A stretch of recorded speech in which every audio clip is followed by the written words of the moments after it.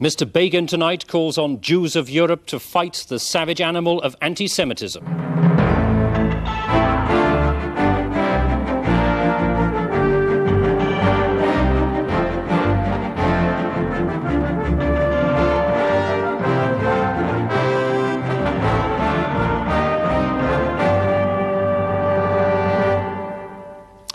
Good evening.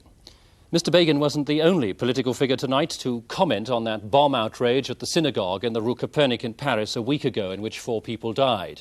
Mr. Jimmy Carter, campaigning in the largest Jewish city outside Israel, New York, added his condemnation of anti-Semitism in Europe. But the Jews have already begun to defend their national honour, as Mr. Begin put it in that speech.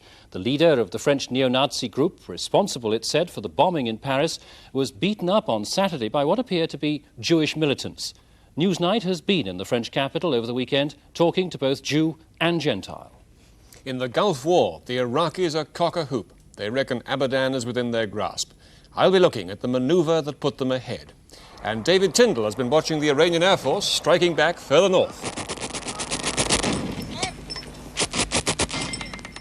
Adolfo Pérez Esquivel from Argentina was tonight named by the Nobel Committee as the winner of their Peace Prize. We'll be looking at the work of this little-known hero of the civil rights movement in Latin America. And from El Aslam, where 20,000 people are said to have died in Friday's earthquake, the search goes on for survivors. And the battle is on for the Labour Party leadership, even though Mr. Callaghan hasn't yet announced whether he does go or stay. I'll be discussing the damage to the party in this unseemly scramble between left and right with Neil Kinnock, the member for Bedwellty in South Wales, and George Cunningham, the member for South Islington and Finsbury. Sport, and the last time the New Zealand All Blacks played in Wales back in 1978, there were scenes like this. But as they arrive in Britain for the centenary match against their old rivals, they promise to behave. This weekend, some French Jews seem to anticipate Mr. Begin's call to defend their national honour, and they knifed and beat up Mark Fredriksson, the leader of the neo-Nazi group FARN. They were apparently members of the Jewish Brigade, a militant organisation set up to counter extreme right-wing terrorism, which has become so distinctly anti-Semitic in character. This violent retaliation against the neo-Nazis comes after 2 fatal incidents over the past 2 months. A 15-year-old Jewish boy was killed and 20 others were injured by a grenade in Antwerp. The terrorist who threw the grenade said his action was an attack on Israel. And then, most recently, there was the bomb outside the synagogue in the Rue Copernic. Responsibility for this specifically anti-Jewish act was claimed by Fredriksson's group FARN. 4 people, passers-by, died. But the French were shocked, knowing that the bomb might have killed dozens of people. Martin Young has been in Paris looking at reaction from Jew and Gentile alike.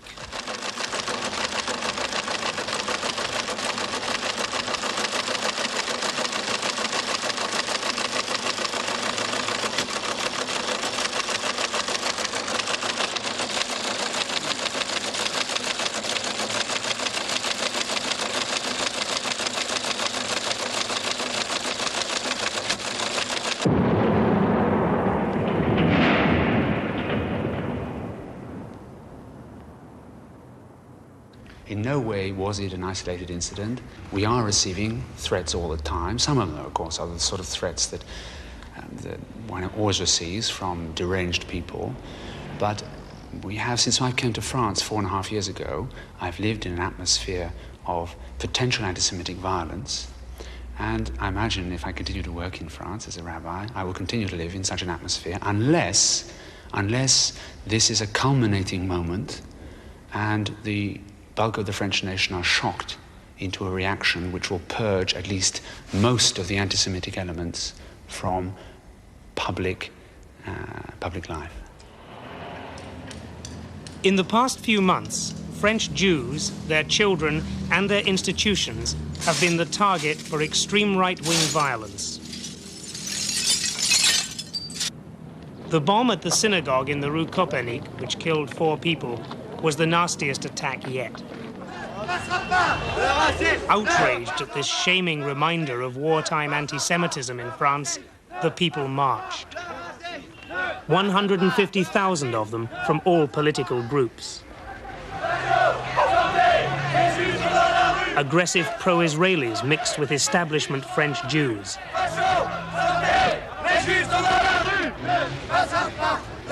The police marched with the communists.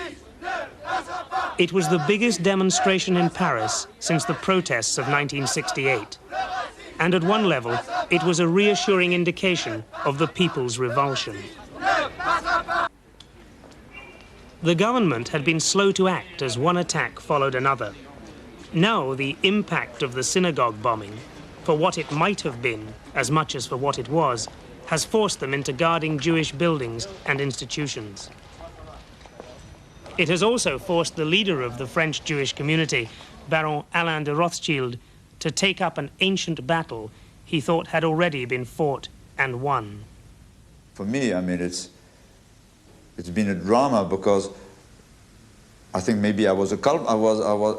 I'm a bit a culprit because it never occurred to me that 35 years after Holocaust, one would find men and movements that would hate the Jews to such an extent that they would want to kill hundreds of people, women, children, and men in prayer.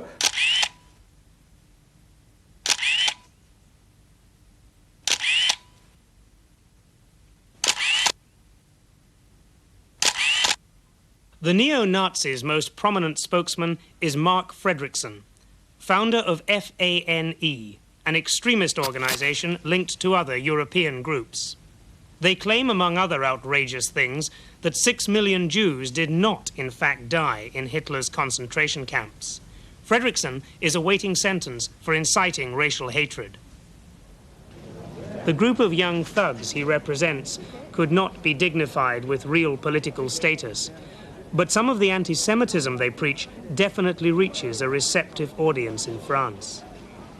If Fredrickson goes to prison, they've vowed to kill Jews in retaliation, not a threat that can now be taken lightly. Serge Klarsfeld, the Nazi hunter, is at the top of their death list.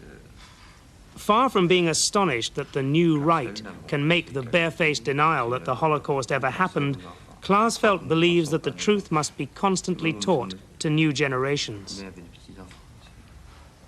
Hence his array of books on the Holocaust. And his daughter Lida, he assures you, will be one little girl at least who understands the evil that was Hitler's racism.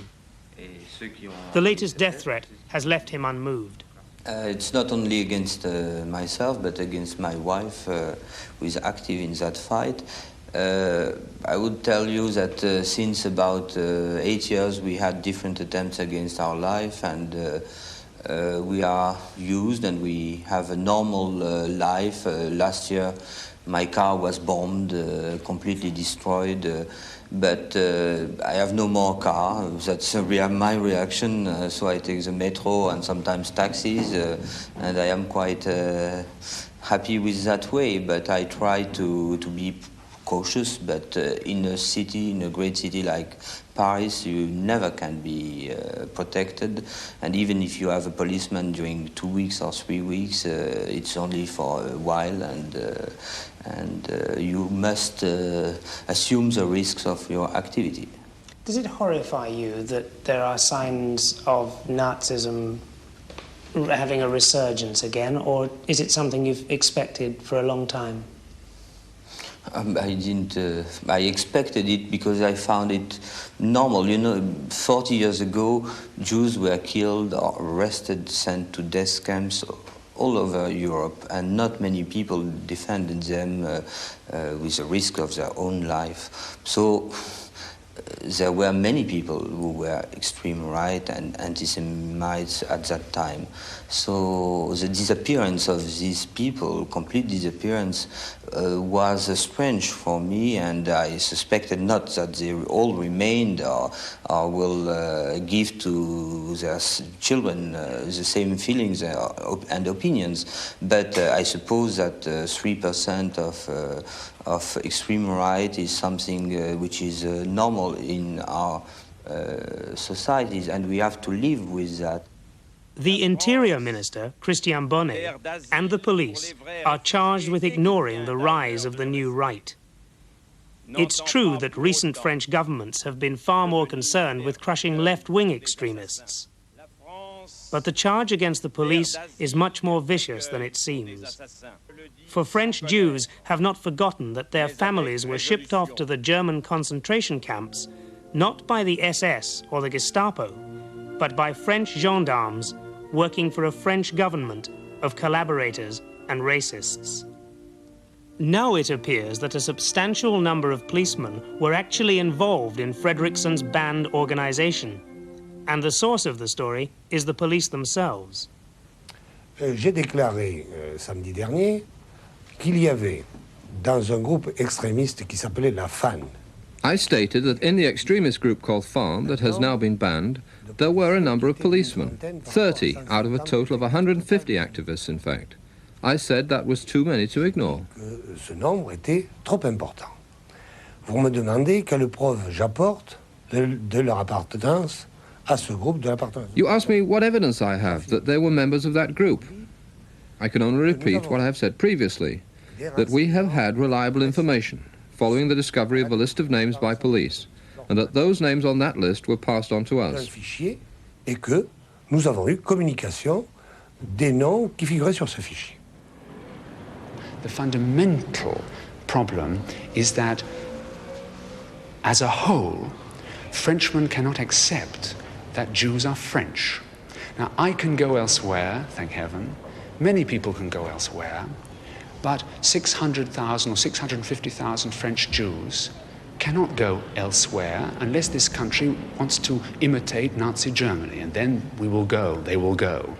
But this rejection of the Jew as a Frenchman like any other is both cause and symptom of this tragedy.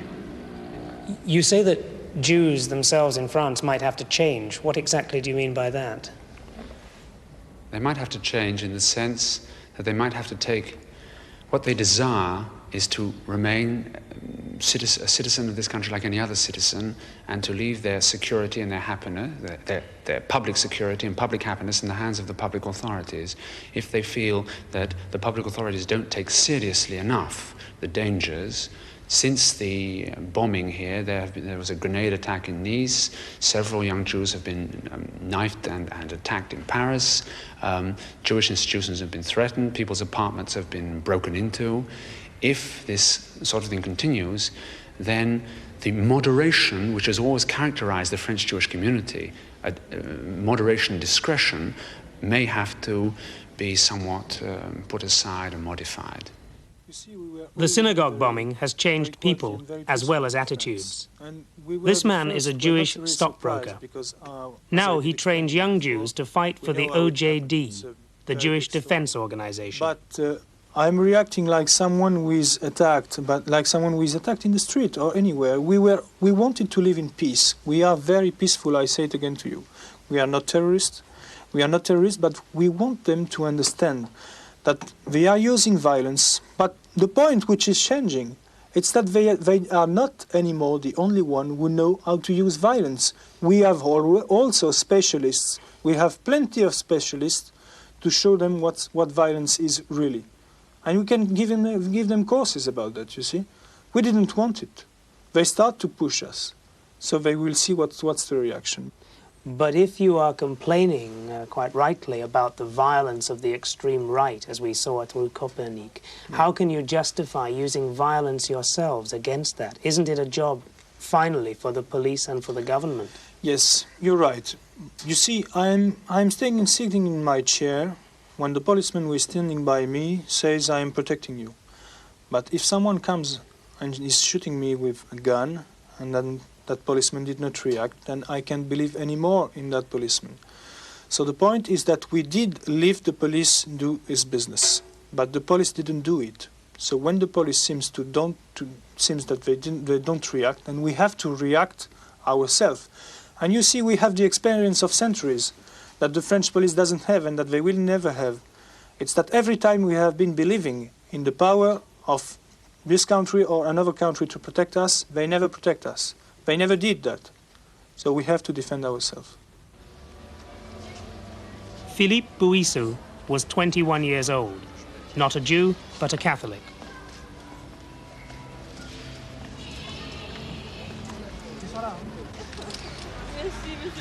His life ended outside the synagogue in the Rue Copernic. We don't know, and may never know, who is guilty of his murder. But in France, from government, police, and ordinary citizens alike, emerges a general sense of guilt that just a generation after the Holocaust, people can still be killed in the name of such an obscene doctrine as anti-Semitism.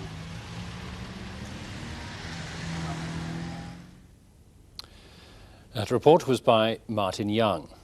In El Asnam tonight, the search goes on for survivors of Friday's earthquake, in which the death toll, it's said, runs into thousands. Here's Linda Alexander. Well, the figure of 20,000 has been quoted as the eventual death toll in and around Al Asnam. How accurate it is won't be known for some time. What is known is that 1,500 bodies have been found, 900 survivors have been pulled from the rubble, and close to 250,000 have been made homeless. Today, the British Red Cross launched an appeal for £1 million to augment relief supplies already on their way. In Al Asnam, 3 days after the earthquake struck, a baby was brought out alive. But as Bill Hamilton reports, the odds against survival are getting longer. So great is food is a major concern. As the army arrive with emergency supplies, hundreds jostle for loaves of bread.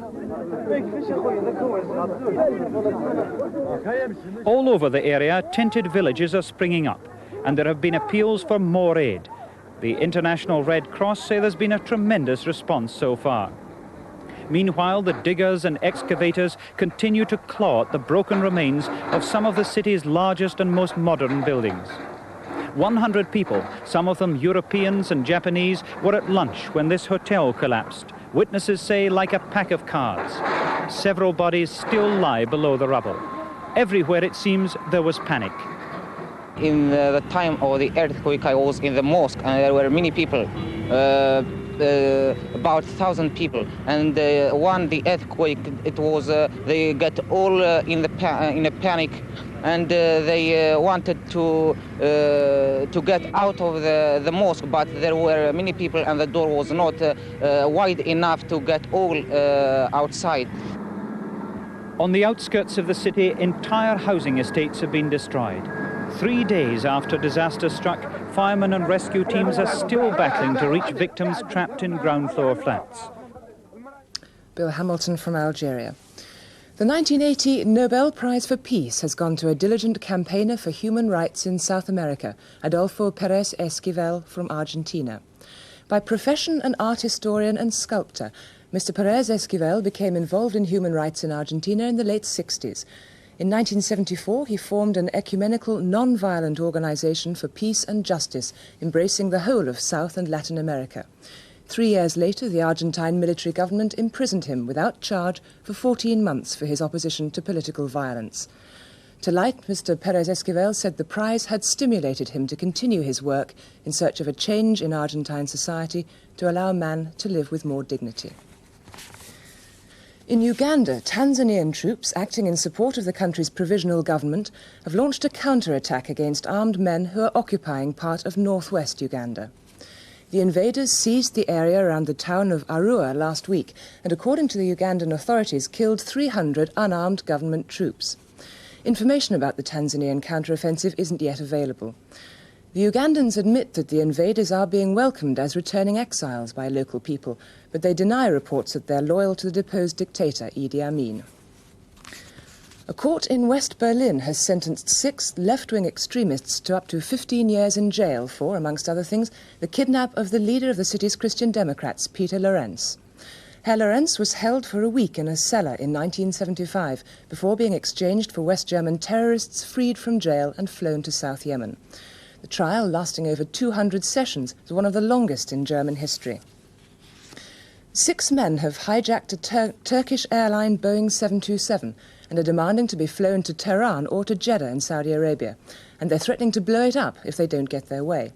They ordered the plane to land for refuelling at Diyarbakir after seizing control of it on the last leg of a flight from Munich to Ankara. They've released 53 of the 150 passengers, and they say they'll set the others free if they're allowed to go on to one of their destinations. The hijackers, at first said to be Iranians, are now thought to be Turkish leftists.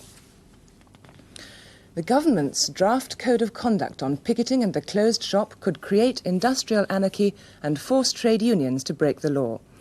That was the view put today by TUC leaders to the Commons Select Committee on Employment. Their spokesman, Bill Keyes of the print union SOGAT, said in general unions wouldn't seek to defy the law, but under certain circumstances they may be forced to.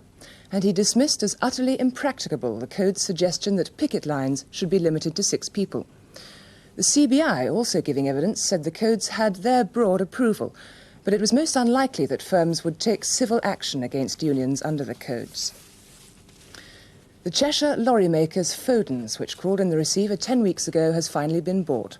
An American company, Packard Incorporated, signed an agreement today. They'll establish a new company, Sandbach Engineering, using initially 350 Foden's workers. The other 1,500 will get redundancy notices later this week. In the Gulf War, the 4th week has begun, and somehow the two superpowers are still managing to stay out of involving themselves on one side or the other, but the strains on them are growing. The Arabs are now fast polarising into 2 camps. The pro-Iraqi camp, led enthusiastically by King Hussein of Jordan. He's called on his neighbours to support an Arab battle with non-Arab Iran. And King Khaled of Saudi Arabia, who was host to King Hussein this weekend, has placed himself, a lot less spiritedly, behind Iraq too, along with most of the other conservative Arab Gulf states. On the other side, Colonel Gaddafi of Libya is the first Arab to come out wholeheartedly behind Iran, on the ground that this is an Islamic revolutionary struggle rather than a pan-Arab one. Syria's President Assad is thought to be quietly lining up behind Iran, and the Iraqis have now expelled his and Gaddafi's diplomats from Baghdad. The war is looking up for the Iraqis, who seem to have found a sort of a second wind in their long drawn-out battle for the 2 key towns in the south, Khorramshahr and Abadan. Their tanks now appear to be well on their way to throwing a ring around the 2 cities. And here's how. Last Friday, the Iraqis began their attempt at a breakthrough down from the northeast by throwing a floating bridge across the river that separates the 2 cities inside Iranian territory. All through the weekend, their tanks have been rolling across and outflanking the Iranians, who are still struggling to hold the main bridge in the centre of Khorramshahr. Now the Iraqis say they're halfway to Abadan. The Iranians say they're throwing the invaders back. Iraqi television pictures today show the river crossing, and nothing that the Iranians have said today suggests that they've actually forced these tanks back across the river again. Only a few hundred yards across this river, these Iraqi tanks were able to cut the main road that links the 2 Iranian cities with the rest of Iran, and the main pipeline that carries refined oil up to Tehran. From the river, it's only 9 miles drive to Abadan, and if the Iraqis can secure their bridgehead here and pump forces through it for just a few more days, they should have the 2 towns completely cut off. This, then, is the main thrust of Iraq's effort. If they can capture these 2 cities, they'll have achieved their immediate aims. And the fighting further north has slowed to a long-range artillery duel. David Tindall has been looking at some of the Iraqi spoils of war at their base at Al-Amara, but first he visited Mehran, a devastated Iranian frontier town that advancing Iraqi tanks have now left 20 miles behind them. With the element of surprise on their side, Iraqi armoured columns had moved into this middle sector of Iran's oil-producing region without much opposition. After 2 weeks of sporadic fighting in the foothills of the Kabir Mountains, Iraq's Soviet-made tanks are well entrenched, 20 miles east of this border town called Mehran. Mehran was an Iranian town of some 3,000 people, approximately 250 miles from Ayatollah Khomeini's religious headquarters at Qom. As you can see, it's been very heavily pounded by Iraqi tanks and by heavy artillery, and most of the villagers have fled to the mountains some 5 kilometers from here. It had been a thriving little agricultural town, by all accounts, on the edge of the relentless desert. The Iraqis hit the place at sunrise, and so they claim the Iranians were moving out 2 hours later. Iraqi jets also bombarded Mehran before the tanks came into town, and very little has been left standing. Just how many of Khomeini's people were killed or injured by the sudden attack, no one on the Iraqi side can say, only that their own military casualties were very light. Iranian troops have established themselves now in and beyond the Kabir Mountains outside Mehran. The Iraqis are now so well dug in across the desert that runs to the mountain range, an Iranian counterattack on this part of the battlefront would seem unlikely to succeed. The Iraqi army, though, says it will not attempt to advance any deeper into Iranian territory in this sector. Before we arrived, the Iraqis had blown up a dam in the hills, which we were told the Iranians had filled by rechanneling a river on the Iraqi side of the border. The soldiers said that by stealing the water, the Iranians had left a lot of Iraqi land barren. Now the precious liquid was flowing back to where it belonged. Iranian attempts to clear the Iraqis from this part of their territory have been fairly feeble so far. At least that's the way the Iraqis put it. While we were at the front, there was a sudden alert following some firing from the mountains. 2 Iranian Phantom jets flew low over the desert. The jets had moved in and out so fast, it's not likely the anti-aircraft batteries would have hit them. But that didn't stop the Iraqi gunners from trying.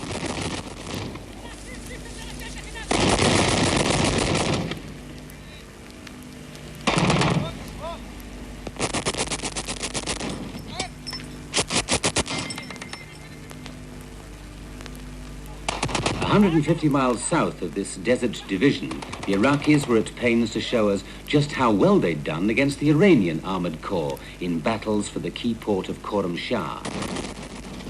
What we saw was a showpiece, a tank graveyard at Al-Amara, 50 miles from the border inside Iraqi territory.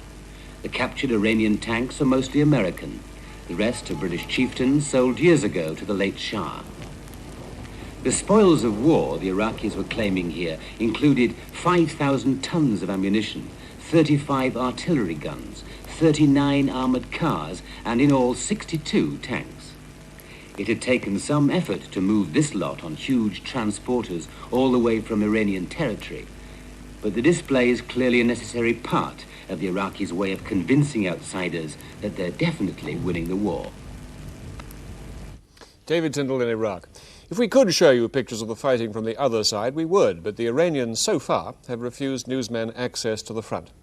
Meanwhile, the French today joined America and Britain and upped their naval strength in the area. Their newest guided missile frigate, the Suffren, 6,000 tons, is on its way to join 20 other French warships already in the Indian Ocean. And back in Paris, the former Iranian Prime Minister, Shapur Bakhtiar, has again escaped assassination. 3 shots were fired at his house from across the street, but he wasn't hit, and the gunman was arrested. Mr. Bakhtiar escaped an earlier attempt 3 months ago. Peter? Just 36 hours before Mr. Callaghan tells the shadow cabinet whether he's going to stand down, the split in the Labour Party seems to be getting even more bitter. One group wants Mr. Callaghan to quit as quickly as possible so that the parliamentary party can elect his successor. Last night, indeed, 62 MPs sent a message to the shadow cabinet saying that the Parliamentary Labour Party should retain the right to elect the party leader regardless of what January's special conference might propose. And today, the shadow defense spokesman, Mr. William Rogers, who's made it clear he thinks Mr. Callaghan should go, delivered another strong speech in which he said that the time had come for the PLP to assert the rights, duties and the role of the parliamentary party without equivocation. It should be said loud and clear, he added, that the conference cannot instruct the PLP. It would be an intolerable reversal of history for the party outside Parliament to attempt to foist on Labour MPs a leader they don't want.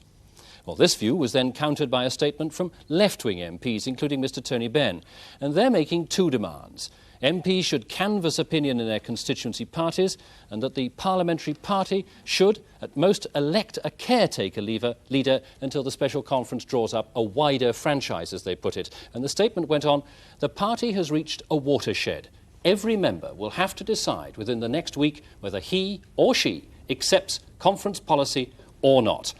Well, with me to look at what this is doing to the Labour Party and the likely events that could take place this week following Mr. Callaghan's announcement, I have with me George Cunningham and Neil Kinnock. Mr. Cunningham, do you see this as a watershed, as the group of left-wing MPs say, in the party's history? Well, if it's a watershed, and I don't really believe in using geographical features for describing the more interesting political events, we're certainly not the other side of it yet, because what conference has said is that it wants to change the system of electing the leader, but it has not yet found and has indeed failed to find on 2 occasions an alternative method of electing. And that is a very big problem which has still got to be solved. So we are in the middle of a transition at most. We are not the other side of it yet. Neil Kinnock, a watershed? Yes, without going into the geographical detail, on which George is absolutely correct. The fact is, it is a turning point, and it can become a very difficult period if there are precipitate actions within the next couple of weeks in which the Parliamentary Labour Party, or elements in it, decide to deliberately reject what occurred in Blackpool, and in Jim Callaghan's words, to contradict the decision of the conference by very deliberately going to the extent of making a preemptive strike against that special conference on January the 24th, and trying to create a situation of unavoidable conflict. I think that can be avoided. What would turn it more into bloodshed than watershed, in a political sense, though equally exaggerated, would be that kind of deliberate snub to the remainder of the Labour Party in the course of the next few weeks, and no one could foresee the consequences except to say they would do neither the Labour members of Parliament or the Labour rank and file, nor the Labour Party generally, any good whatsoever. But what exactly is the, to put it kindly, the vigour of the present debate inside the Labour Party doing, do you think, for Mr Callaghan? Is it forcing him, do you think, Mr Cunningham, to go, or is it forcing him to stay? No, in other words, I don't think he's under an obligation either to go or to stay. But he must bear in mind that he is either going to go now or in a few months' time. Now, out there in the country, there are 2 million unemployed and rising. We have got the worst government we've had for decades. And this is not a time when we can have a lame duck leader, and I say that with no disrespect to Mr Callaghan, or a lame duck parliamentary Labour Party. We've got to have it properly led, even if it is by a leader who carries on for a short time to be replaced by someone else. We have elections every year for leader of the Labour Party. We are in the House. We are due to have that again now. We should go ahead with that until some other system replaces it.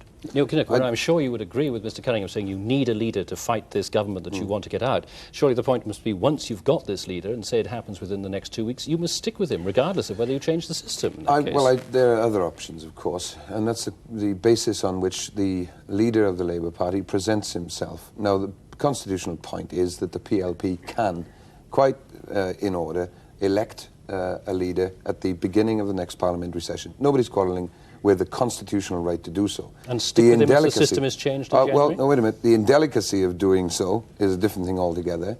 And indeed, if the candidates for the leadership, whoever they may be, they may include indeed Jim Callaghan, he may decide not to go, there may be nobody standing against him. If he goes, there may be any number of candidates. All of those candidates, every last single one, got to make it absolutely clear that he will take full note of what occurs on January the 21st and abide by any system adopted by that conference. If the leadership election becomes a declaration of dismissal of the decision made by the Labour Party conference and the decision made by the Labour Party conference to have that special conference, then we're in real difficulty. And then the problems of attacking and fighting and replacing the Tories are going to be greatly increased, because we'll have real disunity to replace the sprats that we've had so far. But how much do you both, in a sense, blame Mr Callaghan for the situation that you now find yourselves in the sense that he has, though he rejects the word, he rejected it in a television interview recently, that he's teasing everybody by not coming out cleanly saying, I either go or I stay. He's got this 4 or 5 days of intense speculation and argument. I don't think one can blame Jim Callaghan. He has tried to keep the party together. God knows he's tried in the last year. And whether he goes or he stays, he has done his best in that direction.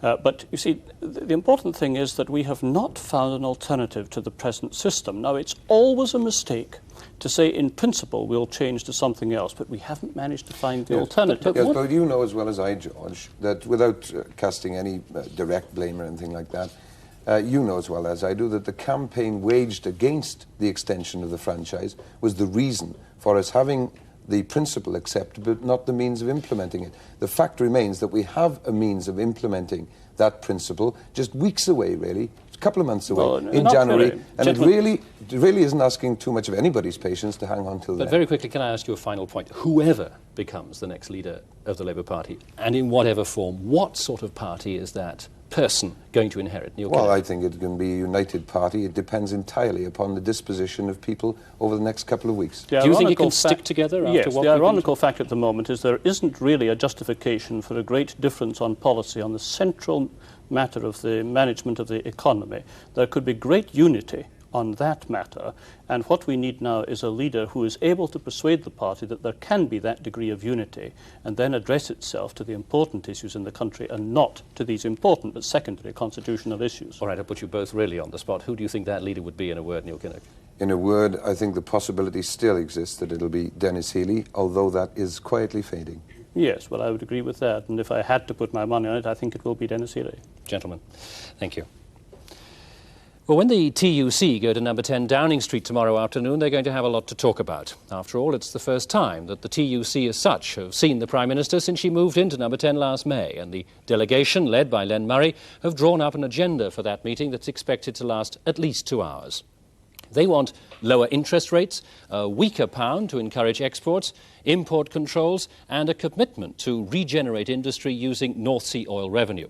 But they know that the Prime Minister, who will be flanked by Sir Geoffrey Howe, Jim Pryor and Sir Keith Joseph, will repeat what each of those people told the Tory party conference in their speeches in Brighton last week. There will be no U-turn. So the union leaders will no doubt point out to the government today's disturbing news that the latest industrial production figures, those for August, are down by 2.4%, meaning that the slump is as bad now as it was in 1973-74 after the first great oil crisis, and that only today layoffs were announced at Pi, that the Liverpool docks want to save 1,500 jobs, that there's to be short time at Lucas, and what union sources call horrendous redundancies to be announced by ICI tomorrow.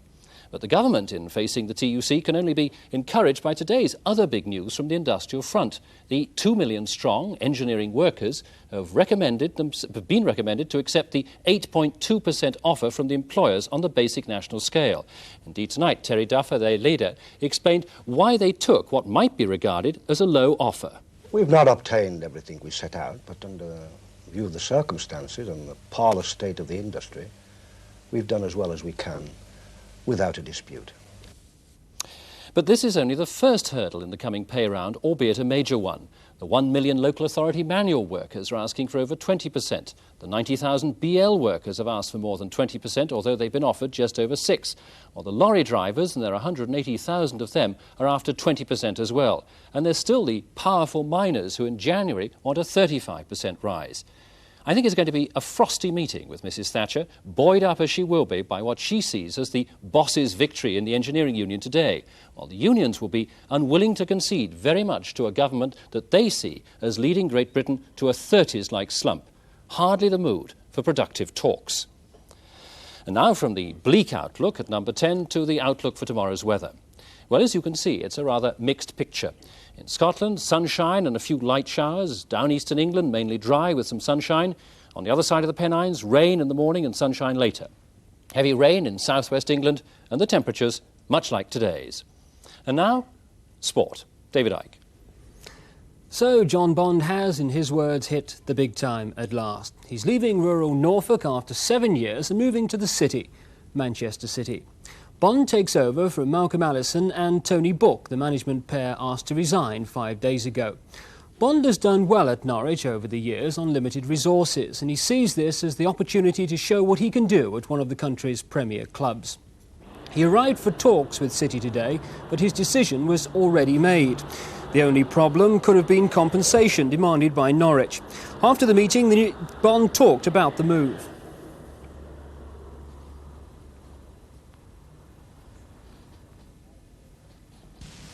What made me decide to take over?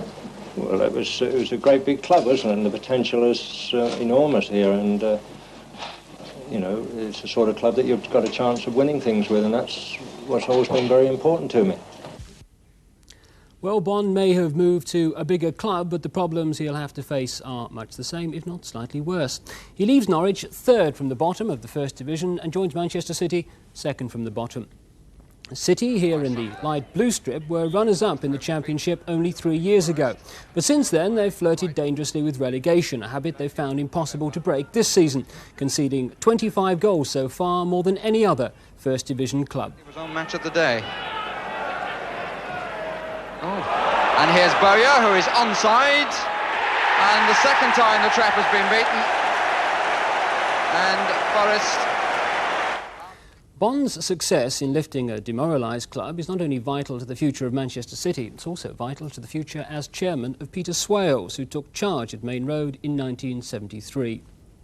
Under his chairmanship, Ron Saunders was appointed manager and sacked after 5 months. Tony Book replaced him, lost control of team affairs to Malcolm Allison last year and was sacked last week. And Allison himself came and went in 21 months, a decision apparently forced on Swales by the rest of the board. Now Swales has rejected questions about his own resignation and given his support to Bond, but this must surely be the chairman's last chance of sorting out the problems of Manchester City. If Bond fails, so will the chairman.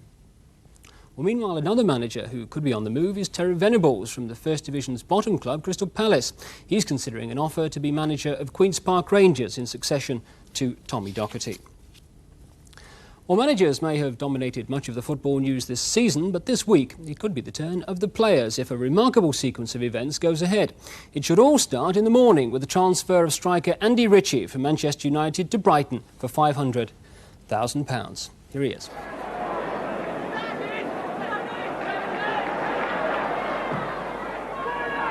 Perriman couldn't get there. Ritchie! Oh, it's a beauty! What a lovely strike! Andy Ritchie's move from United may well be the start of a transfer triangle.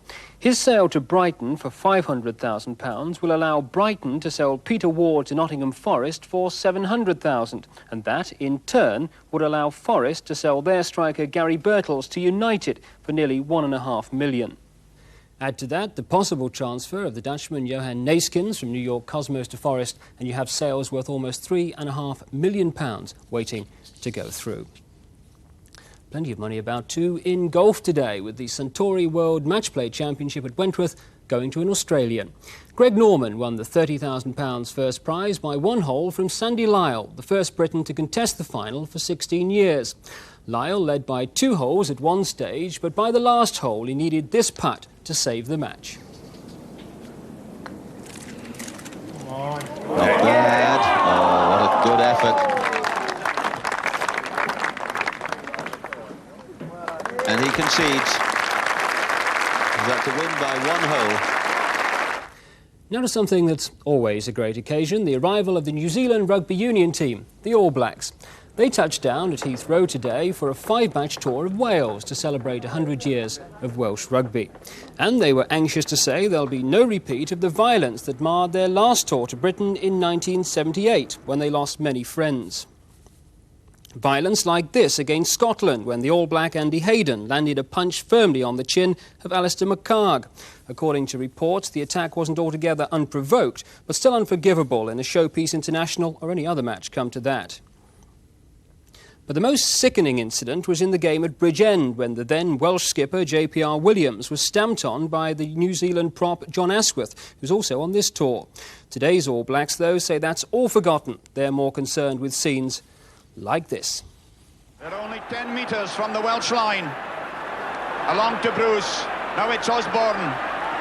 Osborne with a kick for Stu Wilson. Can Stu Wilson get the touch? He's going to be there first. What a try! And the All Blacks won that match 13 points to 12 with a last-minute penalty. This New Zealand tour starts on Saturday with a match against Cardiff and culminates with the crunch against Wales on November the 1st. Peter. Crunch sounds like the word, I think, David. Well, finally, a last look at tonight's main stories. Menachem Begin of Israel has called on the world to fight what he calls the savage animal of anti-Semitism. 1,500 bodies have so far been dug out of the Algerian earthquake city of El Aznam. The Shah's last Prime Minister, Shapur Bakhtiar, has survived another assassination attempt. And we heard a short time ago that army marksmen have now surrounded the hijacked aircraft in Turkey. That's all from this edition of Newsnight. We'll be back again tomorrow night. Until then, a very good night to you.